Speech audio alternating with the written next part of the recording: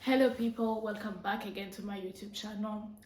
Today we're gonna talk about how the whole civilization runs on a switch that actually nobody knows about it or is interested in it. But before I talk about that, I wanna talk about my journey. Like, how did I really get into this semiconductor? What convinced me into going? Did I know all like from the beginning that that's exactly where I'm gonna end, or like that's where exactly I wanna do things like that? So I'm gonna answer those questions today in this video, and then next video we will see about the how the whole civilization really works on a switch, on a tiny switch.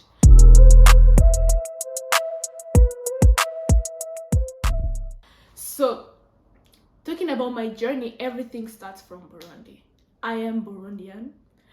It's a beautiful country in East Africa, small country. So yeah, I am originally from there, and I did like everything there. I was born and raised there. I was studied there from my primary school to high school.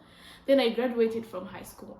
When I graduated, that's when actually this I was confronted in what I want to do in university. You see, I remember I had like enrolled in just some university to do computer science because again, that is exactly what I was seeing everybody doing. Like after graduating from the program that I had graduated in, I had did a major in like mathematics and physics and architecture and technology. So yeah, so it was like everybody goes in there. So I also do that. And when I talk with my seniors, people who went to study abroad, like that's the only thing that I was seeing them doing. So I did that. So, but meanwhile, when I was still studying there, like when I had just started that university, I was applying because I always wanted to go study abroad. So I was applying to scholarships and everything left and right. I had like options A, B, C's till I'm left with only this option to go study in India.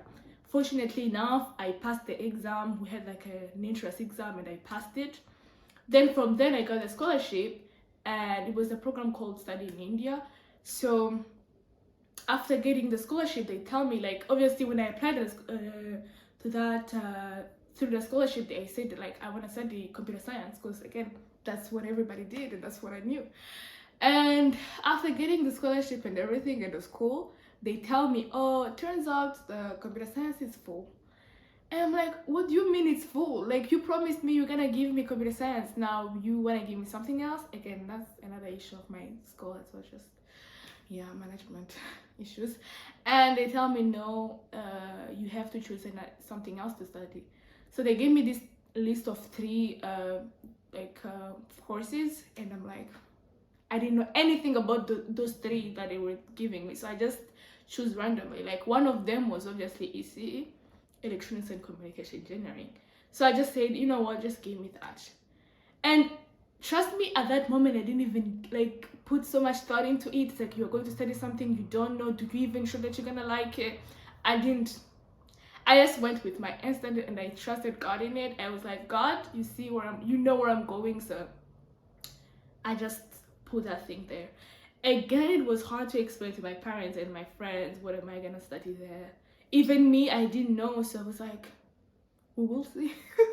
So yeah, then I remember I started getting ready then to go to India. Obviously I had the full support of my family, but when I talk about it with my friends and everything, you could see that thing of India, you're going to study in India, like they wouldn't tell you face to face that it's not a place to go, because India is just that place that you go when you are very sick. You go, you have an operation to make like medicine related things, not studying, or like they know that life is not that great there, so they're like, nah. People usually go to Europe or US and they're like, oh, that's studying abroad, but going in India, what do you mean? So I was seeing that on people's face, but I was like, you know what, I don't care. That's my life and I live it like how I want. I'm going, and yeah, I've made my mind. So I went, like I remember the day I went. It was a lot of emotions, a lot of crying and stuff, but it was really good. I remember it was good memories. And I then start my bachelor. I remember the first year was online because it was through the COVID, so we were doing online classes. It was very tough just being in a new country. And trust me, oh, one thing that I did mention, Burundi is a country which is, I can say, French, and as in we speak French, and most of the things was obviously we were colonized by Belgium, so we speak French. We do everything in administration is French. So I was coming from a French program, and I'm going now to India, which is an English program. So I had to speak English. That was a whole issue as well, because I've never had like any class in English. So I was studying English on the side, but not like intensive, you know. I was really struggling. So I went to this country. I don't even know how to talk properly. First of all, they have their own languages. Now they have this other language, English, that can talk with them, but I also don't know it. So it was very, very challenging.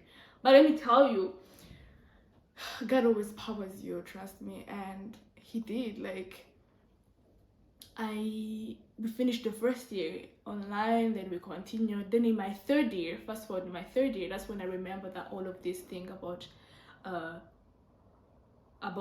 chip design started. I remember it was at a day when like our professor was introducing this subject called VLSI. It's very large scale integration, and he was introducing it, and then we started studying the history first, like of a transistor, what was the first transistor and everything. And then now, like, how we studied Moore's law, we studied like how like it just keeps increasing, and now how like your phone or your computer has like billions of them, and they run through it. It's just tiny switches that keeps, you know, being on and off, and that's how everything runs. And I was amazed by then. I was like, wow. I was like I'm really so glad that I came into this thing. Like, I was like, I can really see myself doing this.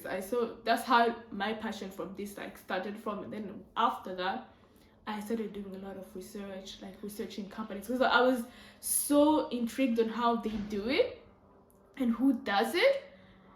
So I was like, I want to know, like, how do you do it and everything. So I started like researching, did a lot of YouTube videos, like watched a lot of YouTube videos on how they design chips and who does it, and the major companies in there, those TSMC, SML, like those Intel, all those things, and started to connecting it with the phones, with my PC, and I was like, oh, this is amazing.